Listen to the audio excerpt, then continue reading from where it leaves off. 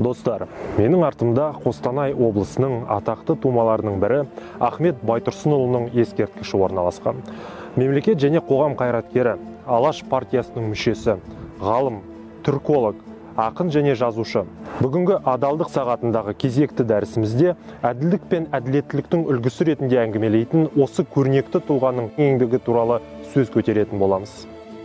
Ахмет Байтұрсынұлы 1873 жылы Жангелді ауданының Сарытүбек ауылында туған. Оның әкесі Байтұрсын Шошақұлы халық батыры Үмбетайдың ұрпағы.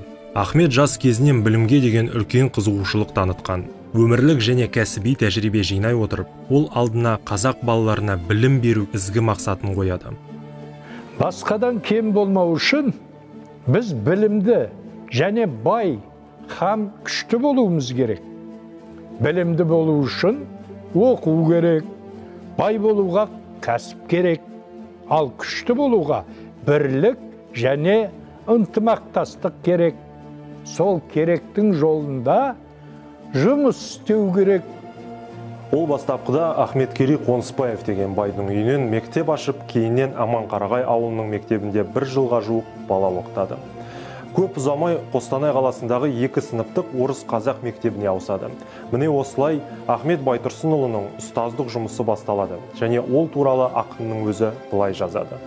Адамдық диқаншысы жолға шықтым. Көлігі жоқ, көгалі жоқ, қырға шықтым. Тұқымын адамдықтың шаштым, ектім, көңілін көтеруге құл қалықтың. Ахмет Байтұрсынұлы ағартушылық, білім беру халыққа тек еркіндік беретінін түсінді. Ол ауылдарды аралап, халықпен кездесіп, ағартушылықпен айналысты. Ахмет Байтұрсынұлының педагогикалық қызметінің басты мақсаты өскелең ұрпақты адал және еңбексүйгіш, отанына адал, елінің ең жақсы дәстүрлерін жалғастыруға дайын етіп өсіру және тәрбиелеу болып табылады.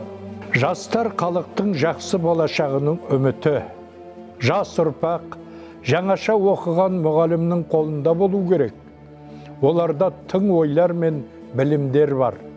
Егер қиындықтар болмаса, балалар олардың сабақтарына шынымен де қызығушылық танытады.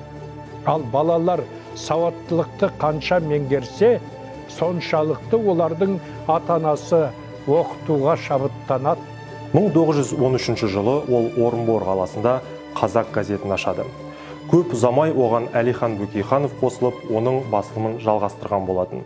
Кейіннен ол оның жетекші авторларының бірі болып таныды. Өзі сөз шеберлігін меңгере отырып, өз басылымдарында Ахмет Байтұрсынұлы жиналған өмір тәжірибесімен бөліседі. Даналық бұл өшпейтін нұр, сарқылмас байлық. Сондықтан келіңдер, оны табайық. Аз нәрсеге қанағат қылыңдар. Мұқтаждыққа шыдамды болыңдар. Тіксінбеңдер, барды бағалаңдар. Бастарыңды салбыратпаңдар, құрдастар. Автордың мақалдары мен мәтелдері қазіргі таңда да ойландырады. Тәкаппарлық, надандық, тығырыққа апаратын жол. Даналық, шексіздікке, адам үшін ұлына жақсы әке, өз халқына шыншыл және адал қызметші болудан асқан игі және ұлы іс жоқ. Бұдан басқа Байтұрсынұлы өз шығармаларында оқырмандарға жүгіне отырып, өзін өзі дамыту үшін, өзін өзі қамтамасыз етуге ұмтылу керек деп орынды атап өтеді. Егер халық үшін басты байлық денсаулық болса, жан үшін басты байлық білім мен өнер. Тек солардың көмегімен ғана халықтар өркениеттен өз орнын табады. Қазіргі уақытта бастысы жастарға білім беру, оларға қол өнерді, мамандықты үйрету. Егер кез келген істі білімді адам жасаса, ол жақсы әрі тез жасалады. Бұл тек физикалық еңбекте ғана емес, ақыл ой жұмысына да қатысты. Сенің өнерің мен біліміңнен не пайда, егер ондай пайдалану болмаса? Ахмет Байтұрсынұлы өз оқушыларына сұрақ қойған болатын. Нағыз патриот болу, өз халқына адал және әділ қызмет ету. Ахмет Байтұрсынұлының бүгінгі өмір тарихы осыған үйретеді. Бұл артында орасан зор мұра қалдырған нағыз көрнекті ақын және ағартушы. Соның арқасында бүкіл ұрпақ тәрбиеленді. Бүгінгі күні өз елінің адал, шыншыл, әділ, шынайы патриоты болу оның жолын жалғастыру деген сөз. Өйткені дәл осы құндылықтарды мойындау арқылы біздің жаңа ұрпақ, біздің аталарымыз армандаған мемлекетті құратын болады. Олардың қайсарлығы мен ұмтылыстарын, естелігін құрметтеу және мақтан тұту біздің парызымыз. Өйткені парасаттылық ұлттың рухани өзегі және алдағы уақытта прогрессивті қоғам өмірінің нормасына айналу керек.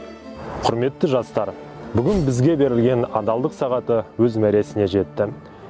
Отбасындағы тәрбие, қоршаған орта, алған ілім мен түйген білім арқылы адалдық, әділдік, парасаттылық, өзіңе деген сенімділік сияқты қасиеттерді дамыту жетістікке жетудің негізгі жолы екенін естеріңізде сақтаңыздар.